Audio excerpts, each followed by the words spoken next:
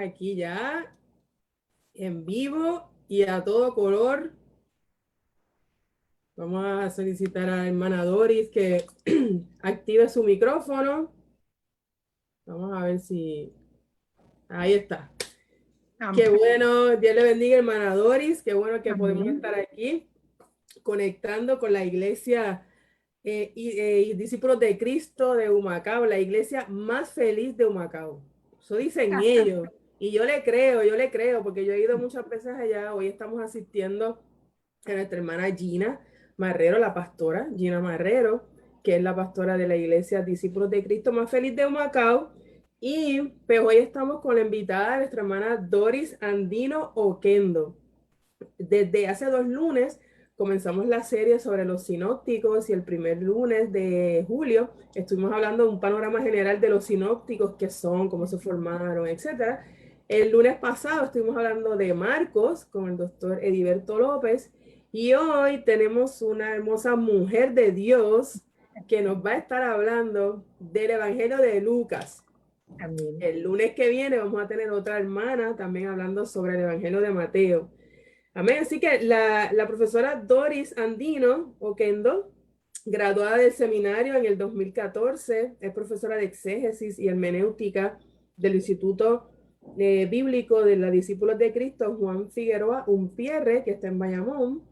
Ella pertenece a la Iglesia Discípulos de Cristo de Lo Más Verde, que el pastor es el reverendo Juan Félix Collazo Negrón. Y de ahí ella se desempeña como maestra de escuela dominical y miembro de la Junta de Oficiales. Así que qué bueno, Doris, que podemos contar con su participación en esta noche. Hoy vamos a aprender mucho de Lucas y bueno, los que se conectan, que están en mi página, pues como yo pertenezco a una iglesia pentecostal, pues hay muchos pentecostales ahí mirando.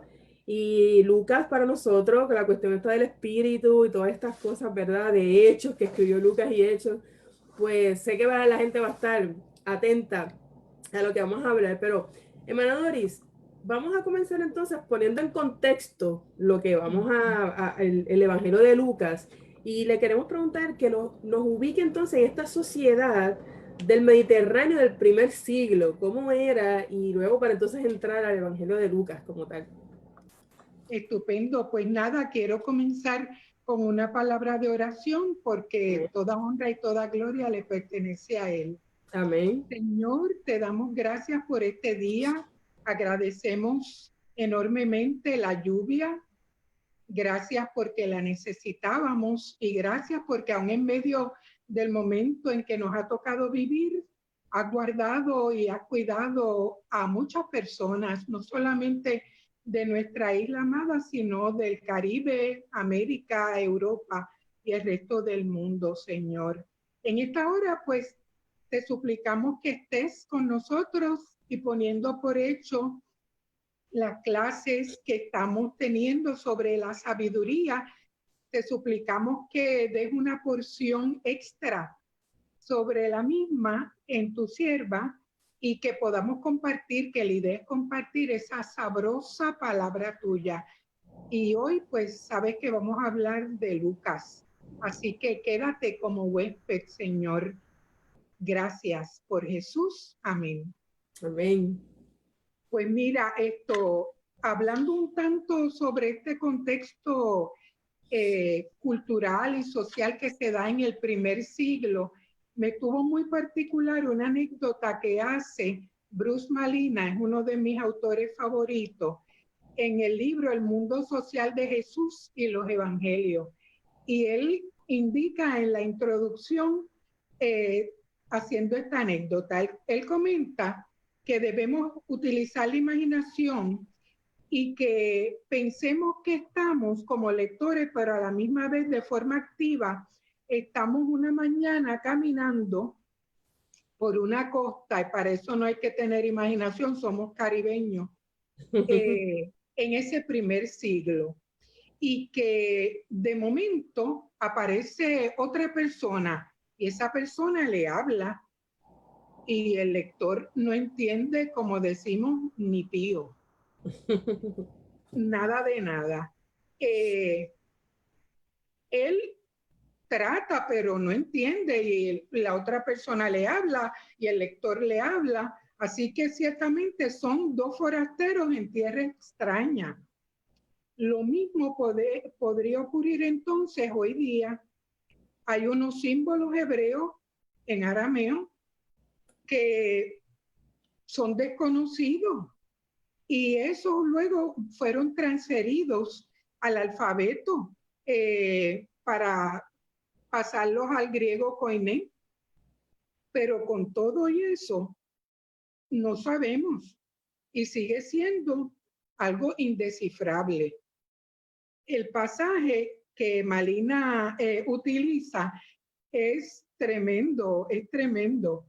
Él utiliza otro que parecería no tener ninguna coyuntura, pero ciertamente la tiene. Mira qué lindo, dice, como cordero llevado al matadero, como oveja ante el esquilador, enmudecía y no abría la boca, lo humillaron, negándole todo derecho a sus seguidores. ¿Quién podrá enumerarlos?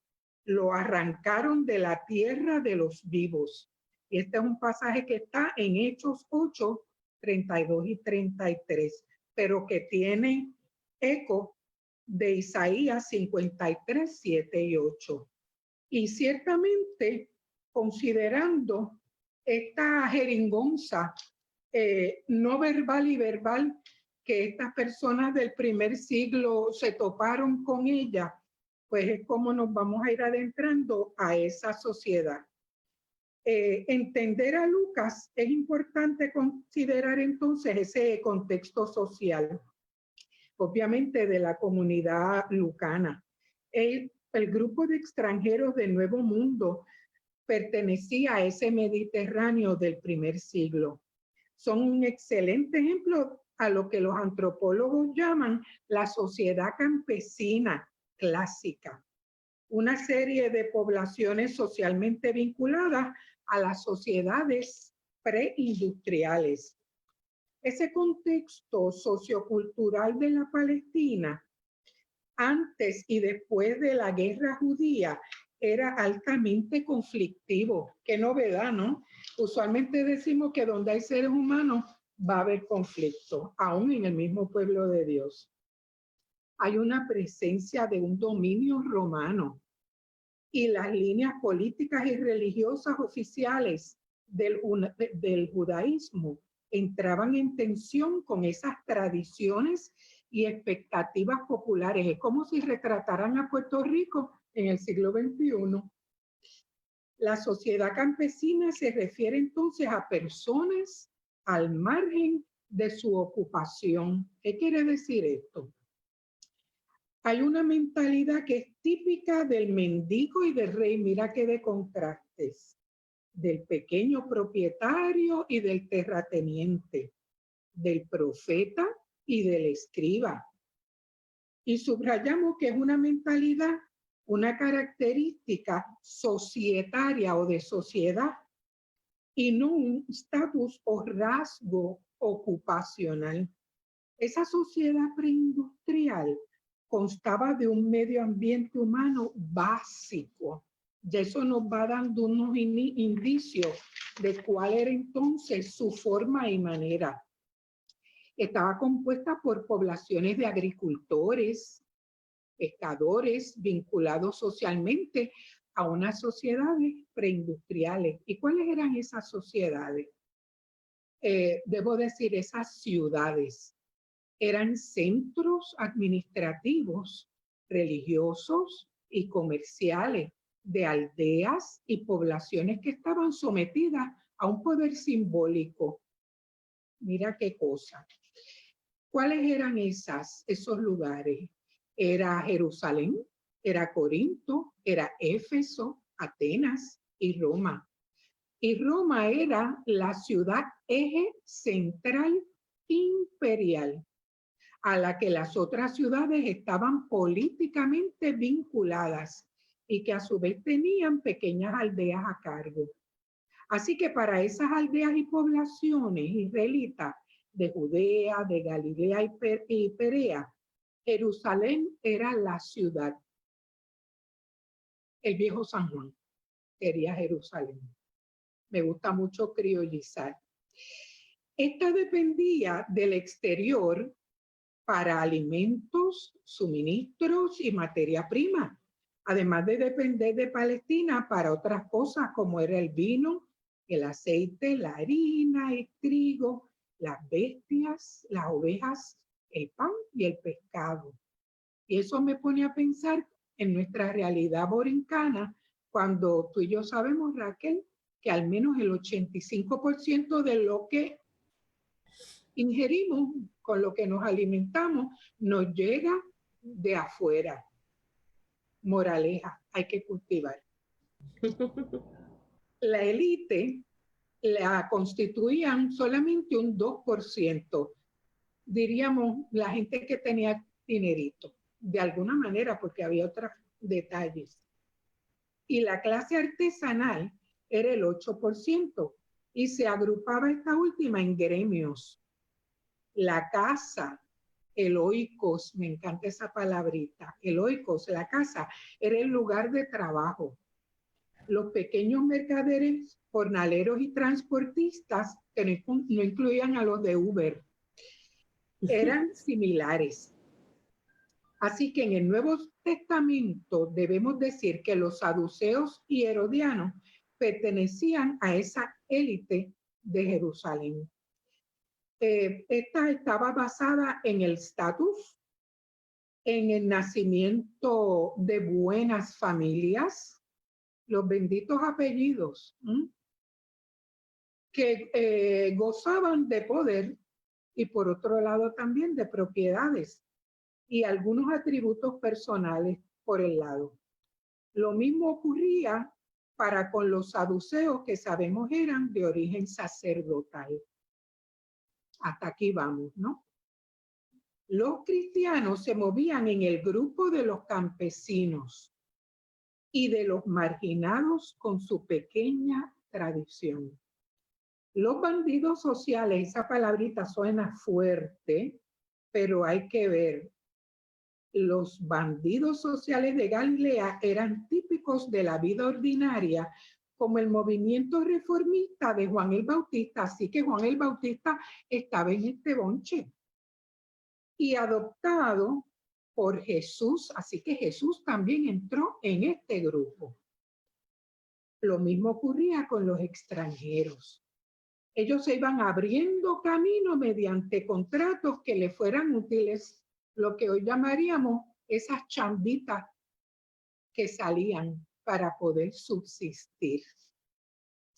Solo los ricos sin honra, los no elitistas, esos eran los de élites urbanas, gobernadores y reyes regionales, podían acumular riqueza impunemente. En otras palabras, no tenían las manos limpias. Esto mediante el comercio, el cobro de impuestos y préstamos. De esa manera, presionaban y extorsionaban, bendito Dios, al necesitado y a su familia. Durante el tiempo de Jesús, los romanos recaudaban impuestos en Judea y Herodes en Galilea. El recaudador sacaba más dinero para sí. Y si quieren luego buscar, está en Lucas 3:13. Los comerciantes, después de pagar sus gastos, vendían de acuerdo al monopolio existente y sacaban grandes ganancias, llamadas usuras. En el caso de los empobrecidos, no me gusta decirle pobre, lo aprendí de la profesora Agustina Lubis, los empobrecidos, su descripción no es la de aquel que carece de bienes materiales. Qué interesante, porque hoy día lo vemos como siendo una sociedad tan materialista, pues los empobrecidos no tienen chavos. No. Para el siglo I, miren cómo iba el asunto. Eran aquellos que por alguna razón particular pierden su estatus, pero más que su estatus, su honorabilidad, que era tan importante para el primer siglo, que tienden a llamarle no solamente después de Cristo, sino de la era común. Así que en el Evangelio de Lucas, la isotopía, que quiere decir igual lugar, se despliega en 3 complejos temáticos. El primero, un abismo entre pobres y ricos, y lo vemos a lo largo de todo el Evangelio. 2, la solidaridad de Jesús para con los pobres. Y como nota, dándole un anverso, una vista al otro lado de la moneda, el juicio sobre los pobres egoístas y la ética del compartir. La mejor forma entonces de conocer ese entorno de cristianos y cristianas del primer siglo es entonces detallando los diversos grupos que son parte del mismo. ¿Te parece, Raquel? ¿Tienes alguna preguntita al momento o comentario? Sí, no. Diga que vamos bien. Vamos. Pues mira, ya habíamos mencionado a los empobrecidos. Pues, ¿qué queremos compartir? Queremos indicar que solo Lucas ha consignado la parábola del pobre Lázaro al sufrir miserias en su vida. Pero eso no queda ahí. Para luego ser llevado al seno de Abraham por ángeles. O sea, él, ¿qué te digo? Ni siquiera en un Mercedes-Benz fue, ni siquiera un Lamborghini. Él lo llevaron en vuelo directo de Los Ángeles al seno de Abraham. Está esta porción en el capítulo 16 del 19 al 31. Queremos enfatizar que la pobreza no es un requisito para la gloria, no. Mendigos, necesitados y marginados tienen un papel relevante. La en Lucas era un marginado en la sociedad judía, de ahí su anhelo por rescatar a aquellas personas que se sentían de igual forma. Aún Lucas se sentía marginado, aunque sus circunstancias fueran distintas. El Evangelio muestra delicadeza, amor y una compasión inmensa por todas las personas empobrecidas.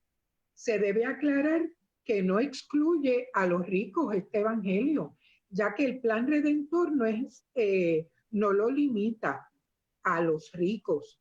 La palabra que utiliza es tokos, que quiere decir del griego una persona que no tiene lo necesario para subsistir con dignidad. Volvemos al punto de la dignidad. Esa es la definición de quien es pobre en el siglo I mediterráneo. Hay otro grupo, y este grupo como que es particular porque sí. Me refiero a los pecadores.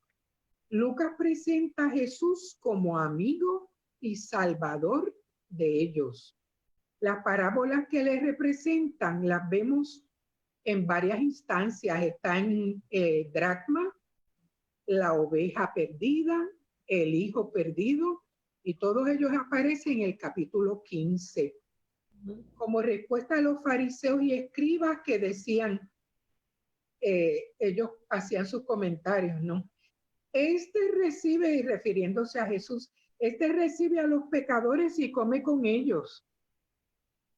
El pasaje, hay otro pasaje también relevante, que es el de la mujer que lava los pies de Jesús, y que queremos dejar meridianamente claro que no fue María Magdalena, tampoco una prostituta, sino una mujer que amaba mucho, amaba más, y aquí está nuevamente el contraste, que el rico fariseo que recibió en su casa a Jesús, que ni siquiera le saludó apropiadamente, ni le brindó nada para lavar sus manos y sus pies, nada de nada. Y sin embargo, esta mujer fue un despliegue de gratitud a Jesús por lo que había hecho por ella, porque obviamente recibió perdón. La palabra que se utiliza para pecador es amartolos. Dijimos que la de pobre es tokos. Y entonces ahora pues vamos a hablar de nosotras, las mujeres. Los paganos, los gentiles y aún los hebreos, todos veían con desprecio a la mujer. Nosotras, con esta mentalidad del siglo XXI, lo menos que hacemos es indignarnos. Pero así se batía el cobre en el primer siglo. Estas, en general, fueron degradadas y fueron obviamente esclavizadas. Y yo iría más allá, fueron utilizadas. Pero Jesús las emancipa. Tanto así que ellas forman una sociedad, ¿sí? Una sociedad para sostener económicamente a los discípulos.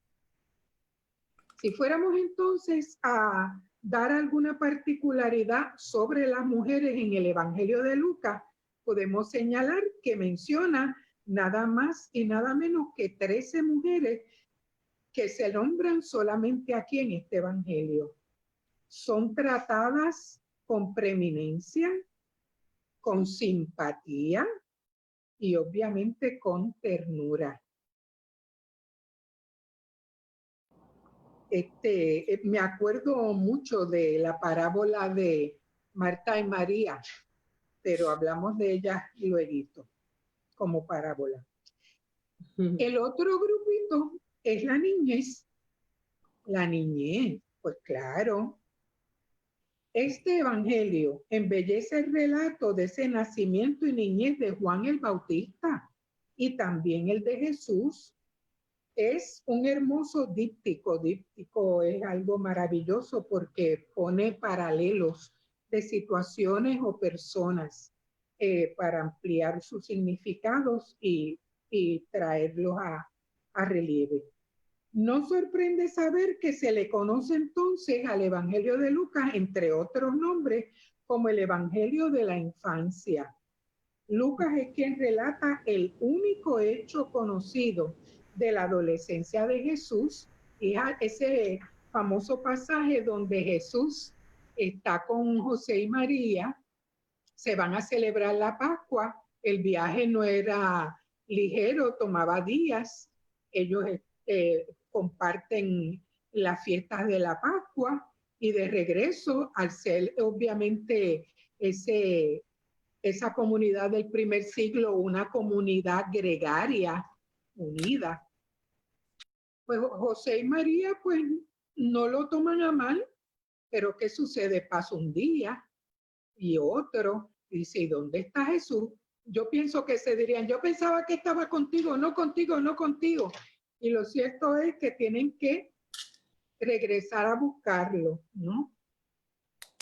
Y sabemos cómo Jesús le contesta, y ese cuadro donde María ve a su hijo de 12 años, que no son muchos, pero para aquel entonces ya iban cruzando el umbral de la adultez, porque ya desde los 5 añitos estudiaban la Torá, así que ya los 12 eran bastante conocedores. Y Jesús no solamente como hijo terrenal, ¿no?, de María y José, pero como hijo de Dios, pues su padre lo llenaba de esa sabiduría.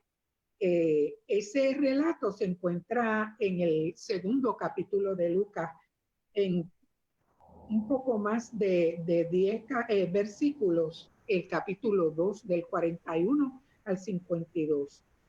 Así que solo aquí se registra este pasaje tan especial, tan especial. Es también en estos renglones de la niñez donde podemos mencionar el del hijo único de la viuda de Naín, que entra también como clasificación de marginados y oprimidos. Y es por eso que Cristo se da la tarea de visibilizarlos. Con razón, entonces, nos acordamos cuando los niños se acercan a Jesús y los discípulos, que son parte de esa sociedad, le dicen, mira, no molesten al maestro, pero es que fue como fueron criados, y esas enseñanzas quedan muy metidas en la mente y el corazón. Pero Jesús los reeducó y les dijo lo que les dijo, ¿no? Entonces, disculpe, hermana Dori, entonces, los grupos que usted está mencionando, los empobrecidos, los niños, las mujeres, los gentiles, son los grupos a los que Lucas resalta, porque yo sé que por lo menos Rafael Aguirre, que en el libro Rafael Aguirre y Antonio Rodríguez, ellos presentan como que Marcos, para Lucas, los pobres, o mejor dicho, los marginados, dentro de los marginados, están entonces las mujeres, los empobrecidos, inclusive ellos postulan como que los pecadores para Lucas es todo ese grupo, los niños, las mujeres, todos los que eran, ¿verdad?, no personas en aquel tiempo, y entonces Lucas lo resalta. Eso es verdad, esos grupos de lo que usted está hablando es lo que Lucas, si vemos que el pasaje habla de las mujeres, los ricos y los pobres, ese contraste, pues entonces uno sospecha, ese es Lucas el que está escribiendo, porque es el que más le da. Y me llama la atención el pasaje que usted mencionó sobre el hijo de la viuda de Naín, porque precisamente está solamente en Lucas, ese pasaje, y Lucas se distingue, bueno, es que no quiero adelantar porque es que tengo una pregunta para hacerle, ¿cuáles son las particularidades de Lucas? Y no quiero saltarlo, pero para que no se me pase. Hay una listita. Sí, pero para que no se me pase, por si acaso después, que una de las cosas que me gusta de Lucas es que él resalta la tragedia de la gente como para mostrar a Jesús por encima de esa tragedia, porque Ok, el hijo de la viuda de Naín solamente está ahí, pero él tiene de fondo el pasaje de Elías cuando se le tiró el muchacho 3 veces en el Antiguo Testamento. O sea, es un pasaje paralelo, igual había una viuda y acá había una viuda, que tenía un único hijo y acá tenía un único hijo. Y entonces, pero Elías se le tiró 3 veces, pero Jesús solamente con decir la palabra, a ti te digo levántate, el muchacho resucitó. Entonces Lucas está contrastando, este Jesús no es un profeta, es el profeta y de hecho el Señor. Resalta la tragedia cuando la mujer de la nena de Jairo, que está en los 3 sinópticos, pero solamente Lucas dice que era hija única. Y el Sí. hijo del siervo, que también dice que era el hijo que está en los 3, pero solamente Lucas dice que era único. Es como mostrar esa tragedia y Jesús está por encima de esa tragedia. Y eso es una de las cosas que me gusta de Lucas. Pero entonces, ver, antes de entrar en esa pregunta de las particularidades, vamos entonces a ver quién era Lucas. ¿Cuándo se Ajá. escribió este libro? ¿Cómo, a quién le está escribiendo? Pues mira, tengo que comenzar con otra anécdota. Yo entré al seminario en mi edad madura y siempre comenté, qué bueno que lo hice en esta etapa, porque si llega a ser en mis inicios de conocer al Señor, la zapata me la hubieran movido grandemente. Esto para mí fue un shock. No, porque es lo que aprendes por tanto tiempo, que esto es así, no hay en algún momento dado, no se da mucho un examen crítico, cuestionamiento, el sospechómetro está apagado en algunos momentos, pero qué bueno, qué bueno, qué bueno. Seminario ha sido una de las experiencias más hermosas que he tenido. Bueno, del autor, podemos decir que era una persona culta, no hay duda de ello, era buen escritor, era conocedor también de las tradiciones literarias del Antiguo Testamento, y estas tradiciones literarias van paralelas a las tradiciones griegas de la Septuaginta, que para desempolvar algunas nociones, pues recordamos que es la traducción de la Biblia hebrea al griego. No debe entonces de extrañar que ese tercer evangelio, igual que los otros 3, reconocidos por el canon, es una obra anónima. Anónima. Tampoco fue parte o testigo ocular de ese ministerio de Jesús, más bien depende de lo que sí lo fueron, y lo vemos en los primeros versículos de ese primer capítulo, que lo enfatiza. Pudo ser un cristiano de segunda o tercera generación. Ahora, ¿por qué se dice que era médico? Que no se casó, que no tuvo hijos, y que muere a los 84 años, porque si hay algo que la gente menciona, son esos datos. Pues mira, para contestar esas interrogantes hay que ir a los padres de la iglesia y a otras fuentes que validaban la tradición. Vamos a tomar como ejemplo el canon Muratori, que es del 170 al 180. En él se dice, Lucas era médico. Luego de la ascensión de Cristo, Pablo lo tomó consigo por ser un buen literato. Lucas escribió su narración de oídas y luego la firmó con su nombre. Así de sencillito, dice ese canon. Ireneo, a finales del siglo II, escribe: también Lucas, el compañero de Pablo, escribió en un libro el Evangelio, como él, o sea, como Pablo, lo predicaba. Y en otra obra señala, el propio Lucas afirma con toda claridad que era inseparable de Pablo y que colaboraba con él en la predicación del Evangelio.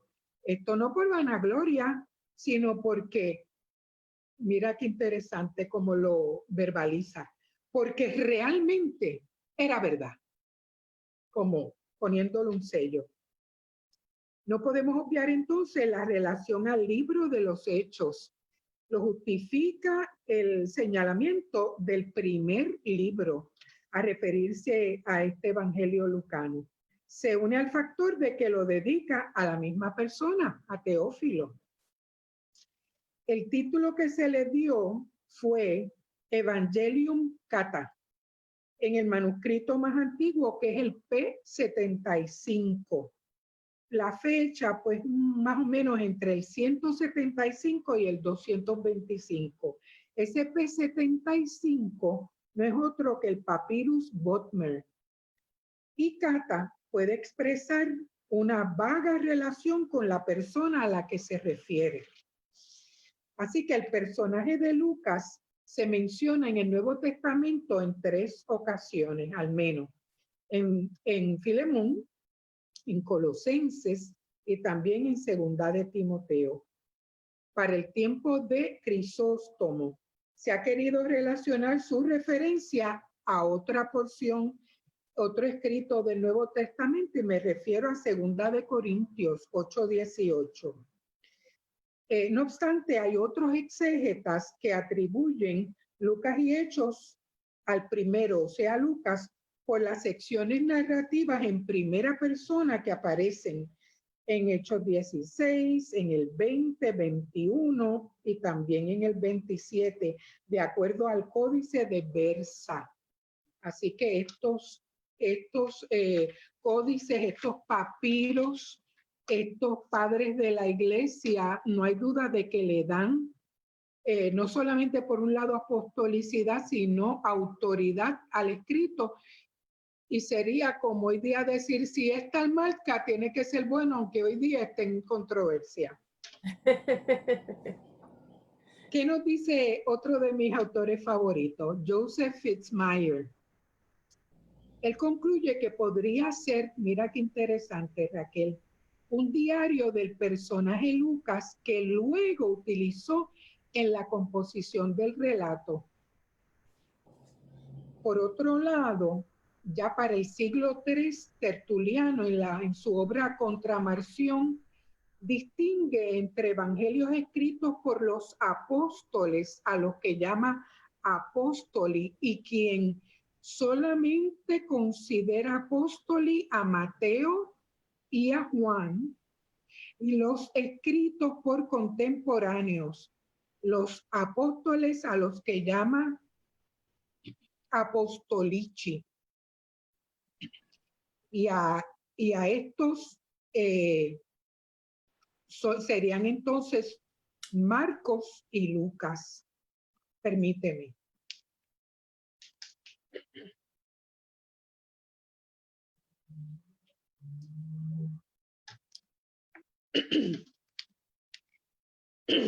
Tertuliano dice, sin embargo, Lucas no era apóstol, sino discípulo. Y consiguientemente inferior al maestro, y por lo menos tan posterior a los otros como su propio maestro, es decir, el apóstol Pablo. Para Tertuliano, Pablo fue el inspirador de Lucas. Esa era la postura de este padre de la iglesia del siglo III. Hay otro más que es Orígenes. Orígenes, citado por Eusebio y también Jerónimo, coinciden en sus planteamientos que validan a Lucas en su autoría. Y ellos destacan lo siguiente, o los siguientes elementos. Por un lado, hay particularidades del Nuevo Testamento. Indican que el autor del Evangelio fue Lucas o Lucio, mencionado en Romanos 16:21, nacido en Antioquía de Siria, que escribe y recoge la predicación de Pablo y que compuso su narración en Acaya, aunque otros mencionan Roma y otros a Bitinia, que murió en Beocia o en Tebas, soltero sin hijos y a los 84 años. Lucas fue médico colaborador de Pablo, discípulo de Jesús, pero sin haber sido testigo ocular de estar ahí, ¿no? Del ministerio público del maestro con letra mayúscula. Escribió su evangelio para los paganos convertidos al cristianismo. Escribió después de Marcos y de Mateo, y siempre me gusta esa frase que utiliza nuestro profesor Heriberto López, que dice: Lucas escribió y tenía a Marcos en la mano. Además, escribió Hechos, que ya lo habíamos señalado. El estilo en griego, excelente. Eso a grandes rasgos son los detalles de autoría. También debemos señalar que aunque el autor era anónimo, se ve ante una postura un tanto complicada porque es historiador, es escritor y es teólogo. Es la historia, el Evangelio de Lucas es la historia de Jesús, y por otro lado, Hechos es la historia de los comienzos de la iglesia. Como un detallito al margen, Ireneo, que lo mencionamos al principio, fue quien gestionó la inclusión de Hechos al canon. Si quiere, vamos entonces a las particularidades de Lucas. Amén. O si algún comentario, aquí estoy disponible. Sí, no, que lo que está diciendo de Lucas cuando escribe, que era historiador, era teólogo, y yo digo que también era geógrafo, porque él se vale de la geografía para hablar de la historia de la salvación, poniendo a Jesús en su camino, porque él pone a la iglesia como en un caminar que no tiene vuelta atrás, como una cosa lineal que empieza de Galilea y Lucas termina en Jerusalén, pero entonces Hechos empieza en Jerusalén hasta lo último de la tierra. Entonces va de ciudades, de Jerusalén, Samaria, Galilea, Samaria, Judea, Samaria, lo último de la tierra, y utiliza la geografía interesantemente para presentar su historia de la salvación, cómo Jesús se hace presente en la historia, se mete en la historia para transformarla. Y uno dice, o sea, obviamente el Espíritu Santo está inspirando, aunque está la parte humana de verdad, esa combinación del Espíritu Santo con la persona que escribe, porque hay muchos teólogos que inclusive ponen en duda la historicidad de Hechos, porque dicen que Hechos no concuerda con la vida de Pablo del todo, porque Lucas, yo le llamo el Pablo Marvel de Lucas. ¿Viste? Ese Pablo que va para adelante todo el tiempo, que lo muerde una serpiente y la echa para allá, que va por ¿cómo se llama esto? En el mar, cuando ven naufragio, lo apedrearon y el tipo para adelante todo el tiempo. Pero entonces vemos a Pablo en sus cartas: miserable de mí, ¿quién me librará de este cuerpo de muerte? Vemos un Pablo distinto, un Pablo héroe en Hechos, y entonces se discute su historicidad porque tampoco pone a Pablo, si era compañero de él, porque nunca lo puso como escritor de cartas. Y entonces ahí, ¿verdad? Es una cosa que uno tiene que, como usted dice, cuando uno llega al seminario, uno dice, ay, ¿qué fue? Y no era Lucas, pero bueno, son misterios que todavía pues no tenemos los manuscritos originales para saber quién exactamente lo escribió, pero sí la evidencia, ¿verdad? La interna, pues se sabe que era alguien que era inteligente, que tenía el arte de escribir, que sabía de la historia, que pudo recopilar los testimonios para poder escribir la historia, como le dice a Teófilo, trató de ponértelo como en orden para que puedas entender a lo que quiere escribir, y es interesante ese personaje, quien sea que haya sido. Y otra cosa que nos enseñaron también en el seminario, que que Lucas, cuando dice que era médico, uno se cree que fue a Harvard a estudiar medicina, y dice, era un curandero, o sea, era un médico de hierbas y cosas, no es como nosotros conocemos hoy en día lo que es un médico. Nada de John Hopkins. Exacto. Son cosas, pero sí, vamos a hablar de las particularidades, que nos quedan 15 minutos y no podemos irnos sin hablar de las particularidades y los retos de la iglesia hoy. Increíble. Sí. Pues mira, hay un total de 52 capítulos. Estos forman una cuarta parte del Nuevo Testamento. Yo antes había creído siempre que Pablo había sido el que, pues fíjate, Lucas también al escribir ese binomio de Lucas Hechos, pues es responsable de esa cuarta parte. Tiene nada más y nada menos que 564 versículos que son solo de Lucas. Los dípticos, que es ese conjunto textual que está formado por dos partes homogéneas, tienen vocabulario común, nada más que 143 términos que aparecen ciento y tantas veces en Hechos, tiene un lenguaje específico con 130 palabras solo en ambos, Lucas y Hechos, tiene peculiaridades de estilo, con verbos con prefijos y tiene frases que aparecen total o parcialmente en Hechos. Es obviamente el evangelio más largo de los 4 evangelios canónicos. Y no hay duda sobre ello. Es el más cuidadoso en su lingüística y estilo, y obviamente el más griego, al presentar su voluntad de escribir un relato dedicado a Teófilo y posicionarlo de esta manera en la literatura helenística. Lucas, no hay duda de que posee un gran talento narrativo.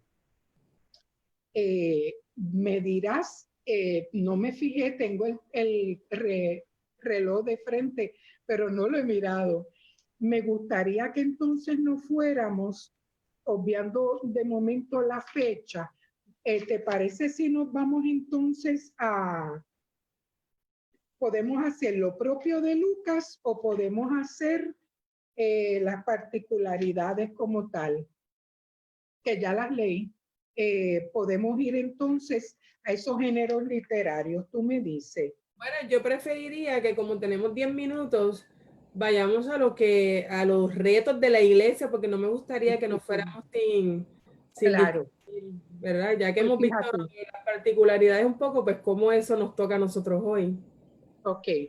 Pues mira, realmente este evangelio que ha sido releído, obviamente, para traerles este compartir, nos puso de frente a lo que estamos viviendo. De ello no hay duda.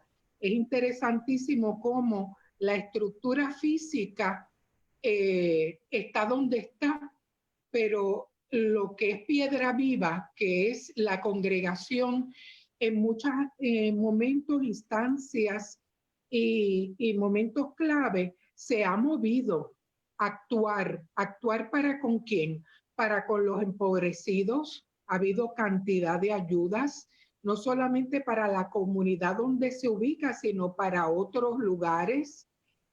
Por otro lado, también ha levantado las antenas para con las mujeres maltratadas, porque, como se dijo en varias ocasiones, están viviendo con el enemigo. Así que es menester mantenerse atentos a la necesidad y ayuda que se le pueda dar como iglesia a estas damas que por X o Y razón no han podido deshacerse o desatar, desvincularse de estas personas que no les quieren bien, como mínimo no les quieren bien. En cuanto a la niñez, me sorprende sobremanera la postura que en general se ha tomado con relación a los comedores escolares, pero qué hermoso que muchas iglesias han involucrado a personas, porque ya hoy día no es decir las cocineras, porque hay unos chefs varones que son más tremendos, y han suplido a la necesidad de ese porciento tan alto que existe de niñez que no se alimenta adecuadamente porque está bajo los márgenes de pobreza. Y por otro lado, tengo que mencionar también que aún hay espacio para personas adineradas que muy gentilmente, humildemente han compartido sus bienes de diversas maneras para con el pueblo en necesidad. Amén. Sí. Es que escuché una musiquita y dije, déjame detenerme por si acaso hay que redondear. No, puede continuar, no sé. Pues mira, no hay duda alguna de que debemos releer el Evangelio. La palabra es viva, y nos habla todos los días, y nos hace ver en medio de todo lo bendecido y bendecidas que somos.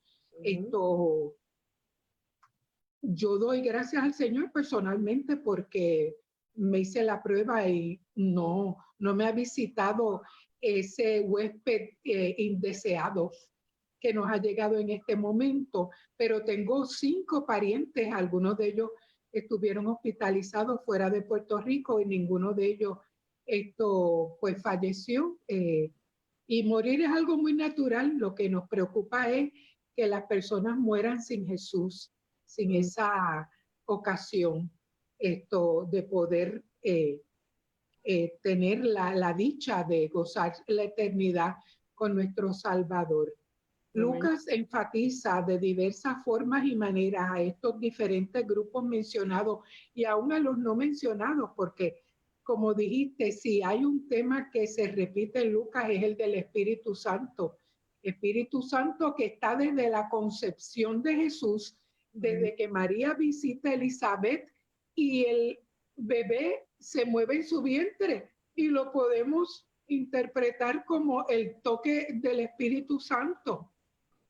Como estando aislado, el Espíritu Santo es quien lleva a Jesús a ese ayuno y esa oración de 40 días antes de su ministerio, y quien lo protege y lo cuida frente al enemigo cuando lo tienta en varias ocasiones, y quien le da apoyo y lo sostiene, no solamente en la comunión del Padre, sino cuando entrega el Espíritu y esa maravillosa promesa que nos deja y nos dice que Él se va, yo me voy a ascender, pero les voy a dejar al Consolador.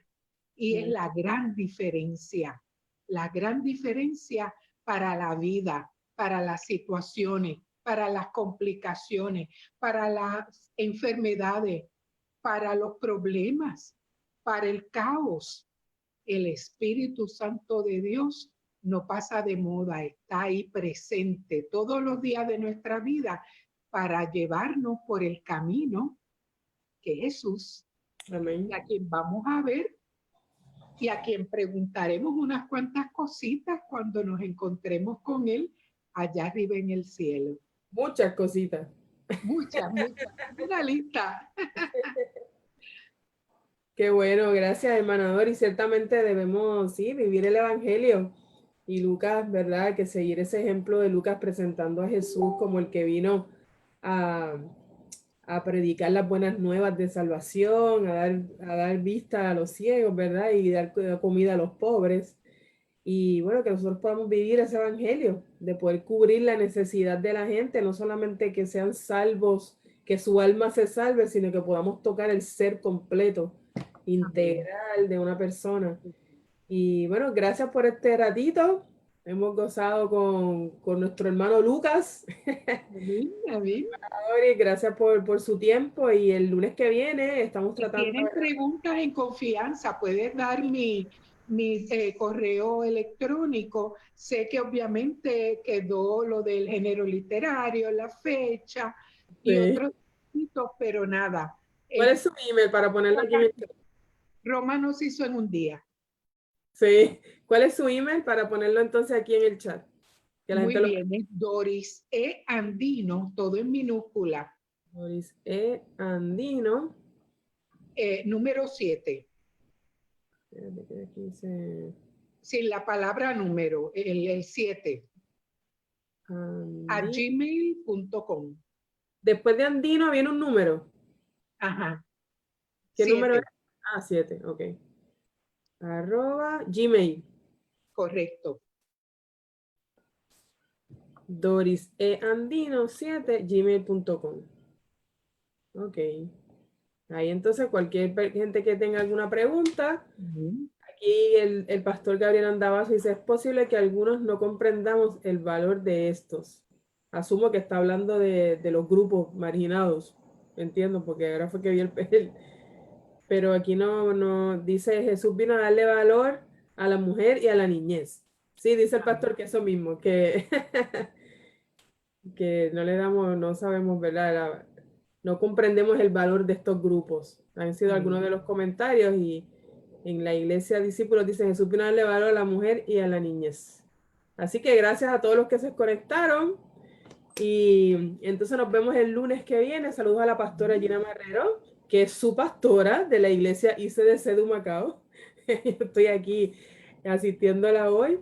Y el lunes que viene estamos con Eileen Rivas hablando del Evangelio de Mateo. Sí. Amén. Gracias, hermana Doris. Que Dios le bendiga Placer, mucho y un seguimos en placer. contacto. Dios bendiga. Amén.